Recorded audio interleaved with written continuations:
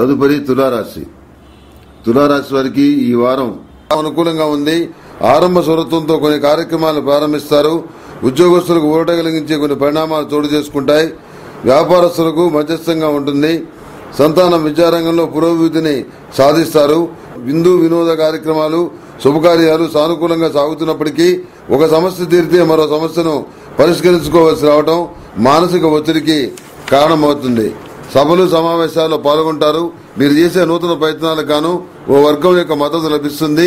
కలిగిన దాంట్లో సంతృప్తి పడతారు. అత్యవసర పరిస్థితుల్లో రుణాలు చేస్తారు. మీ ఆధ్వర్యంలో నడుస్తున్నటువంటి విద్యా సంస్థలు కానివ్వండి, సేవా సంస్థలు కానివ్వండి, అనాథాశ్రమాలు వంటివి కానివ్వండి, ఇవన్నీ కూడాను మంచి పేరు ప్రఖ్యాతులు సాధించగలుగుతాయి. వాటికి మీరు ఆశించినటువంటి డొనేషన్లు కూడా వస్తాయి. నిష్కారణమైనటువంటి నరదృష్టి పొంచి ఉంది. శుభకార్యాలని ఘనంగా చేయాలనే మీ సంకల్పం నెరవేరుతుంది. ప్రతిరోజు ప్రతినిత్యం ఆరావళి కుంకుమతోటి మహాలక్ష్మీదేవిని పూజించండి.